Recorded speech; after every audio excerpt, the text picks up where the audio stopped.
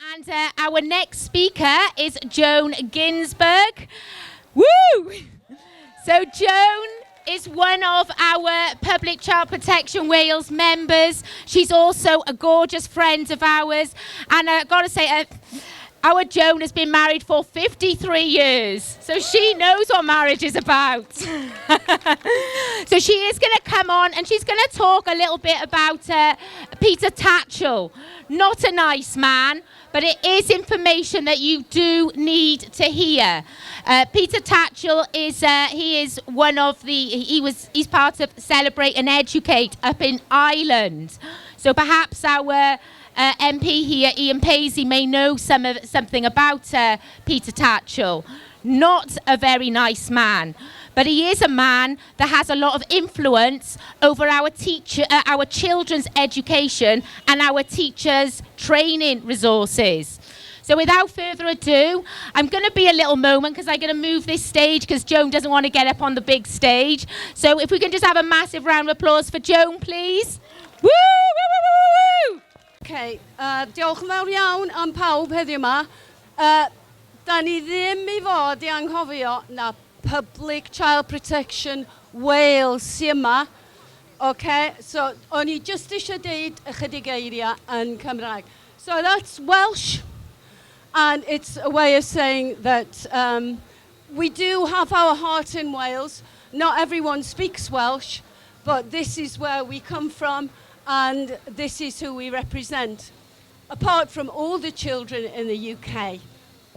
Woo. So, Put your glasses on, Joe. yeah. So, Peter Tatchell, I like to think of him as a naughty boy, a very naughty boy. Is he misunderstood?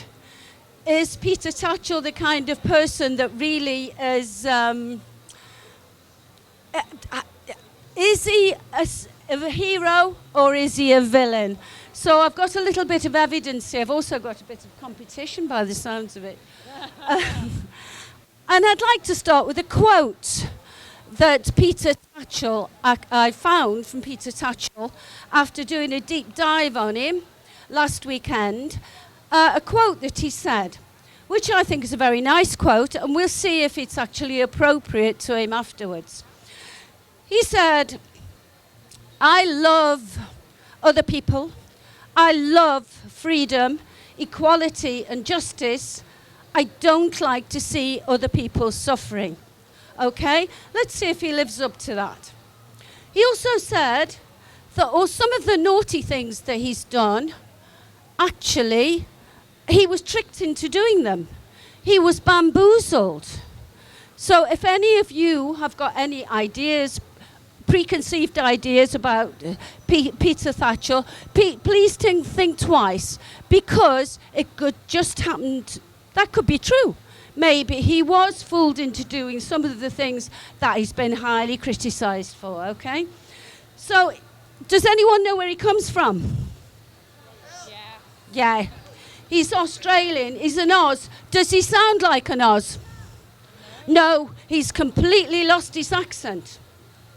And just as an aside, because I think he does have a chameleon kind of aspect to him, when he was campaigning as a Labour candidate in Bermondsey in 1983, he was a bit of a geezer, you know what I mean?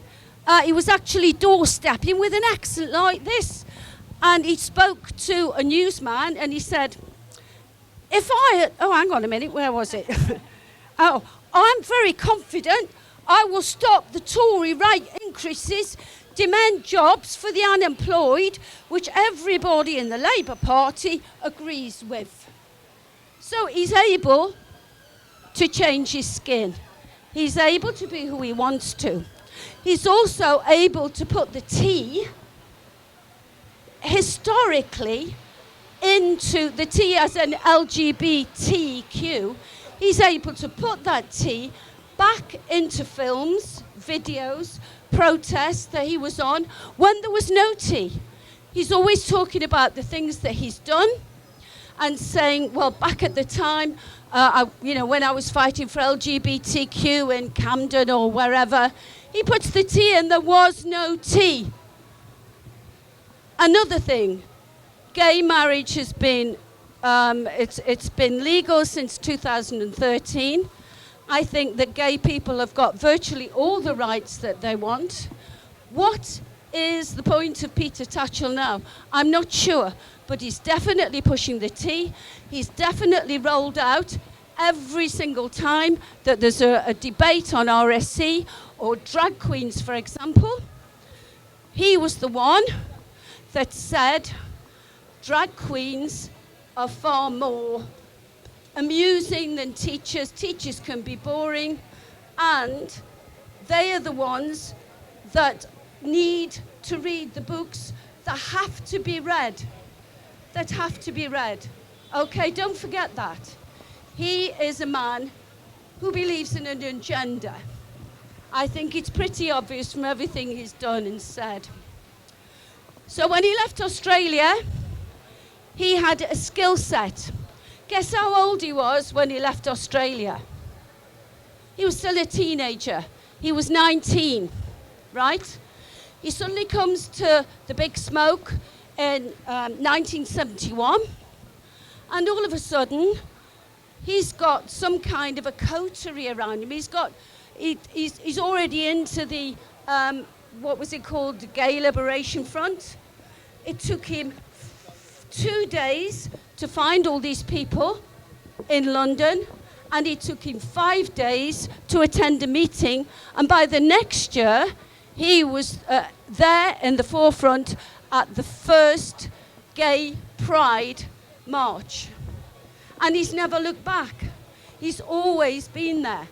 And he's made his name on quite a few incidents involving violence, usually against him, because he provokes people. He hasn't been popular. A lot of gays actually didn't like Peter Tatchell because they felt that he was doing more harm than good. So that's a quick summary of Peter Tatchell.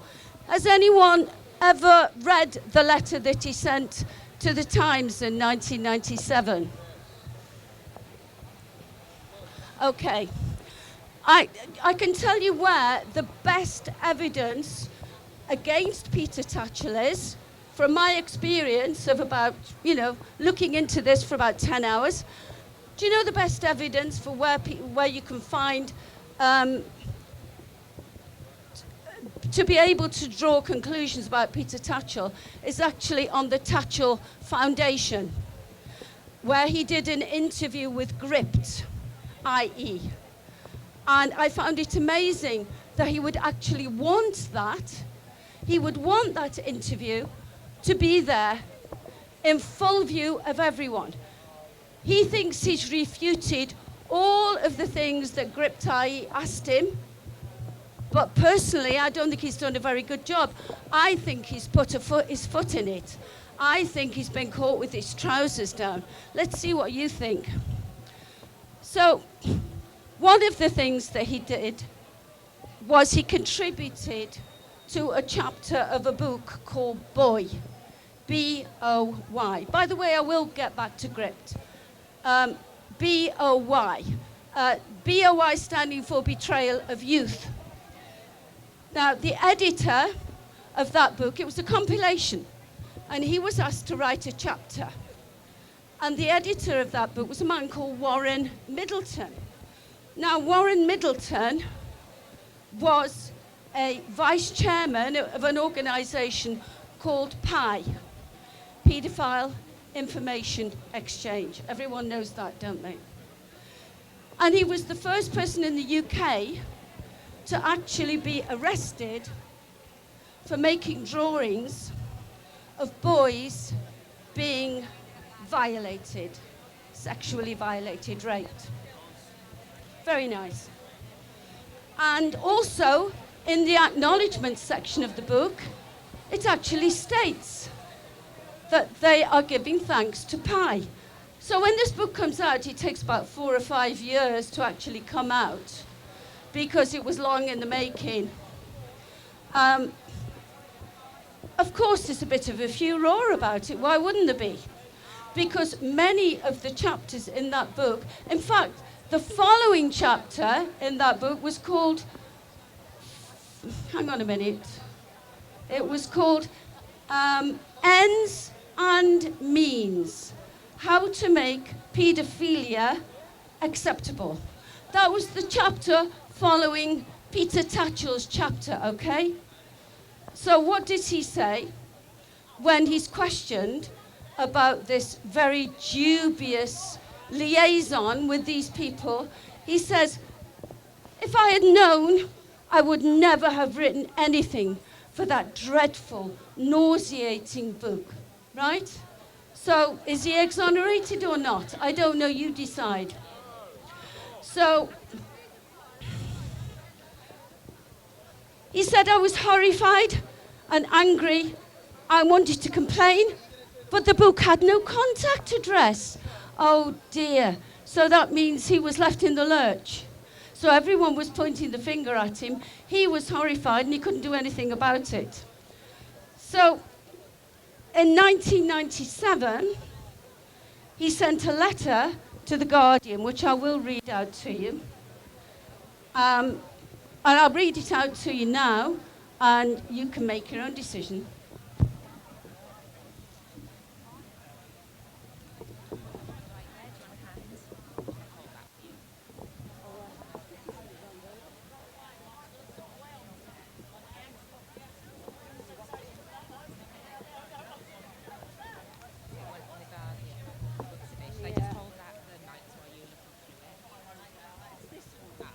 Here we are, sorry about that.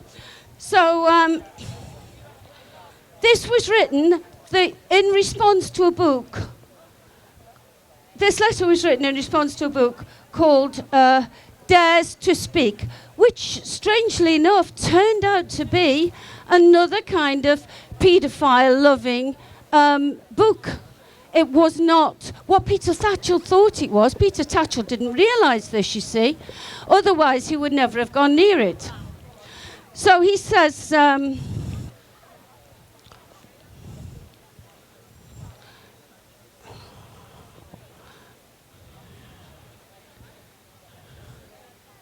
yeah, here we go. Sorry, I was trying to avoid the intro, which isn't going to make much sense.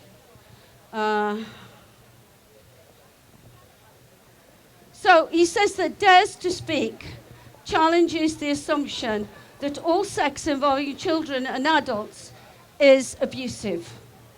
And he says, I think it is courageous. The distinguished psychologists and anthropologists cited in this book deserve to be heard. Deserve to be heard. Offering a rational, informed perspective on sexual relations between younger and older people, they document examples of societies where consenting intergenerational sex is considered normal, beneficial, and enjoyable by old and young alike. Professor Gilbert Hurt pointed to the Sambia tribe of Papua New Guinea, where all young boys have sex with older warriors as part of their initiation into manhood. Far from being harmed, Professor Hurt said the boys will grow up to be happy, well-adjusted husbands and fathers. The positive nature of some child-adult sexual relationships is not confined to non-Western cultures. Several of my friends, gay and straight, male and female, had sex with adults from the ages of 9 to 13. None feel they were abused. All say it was their conscious choice and gave them great joy. While it may be impossible to condone paedophilia, it is time society acknowledged the truth that not all sex involving children is unwanted, abusive, and harmful. And when he was asked about that, he said, well, I can't help it. My friend said this. I'm only saying what my friend said. Does that exonerate him? I don't think so.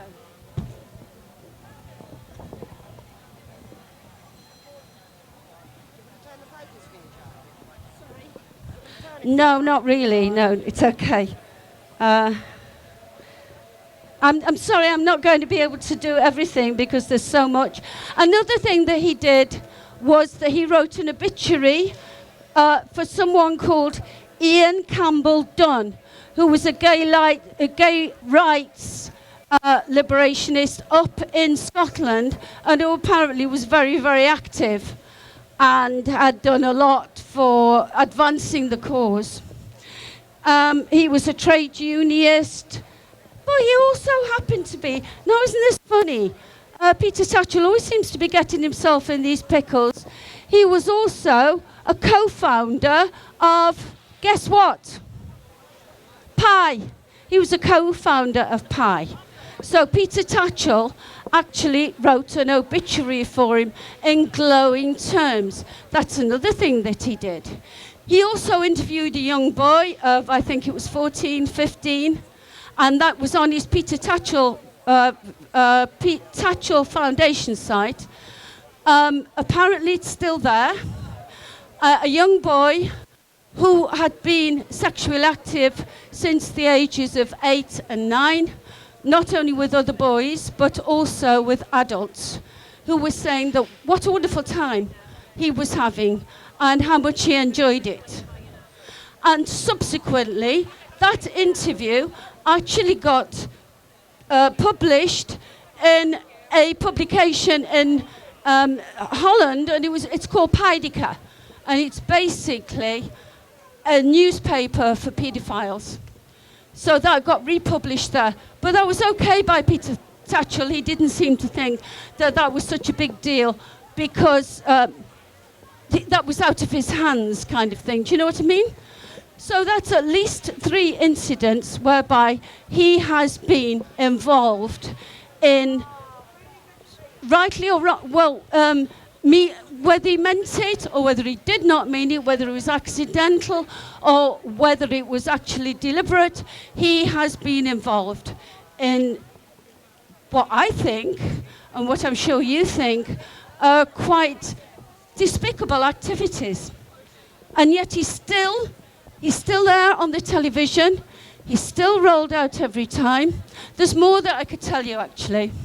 I would suggest all of you go to the Peter Tatchell Foundation website, and you'll have an eye-opener when you look at the interview with Gripped, because he really reveals himself for what he is. So why are we accepting his word over parents' word?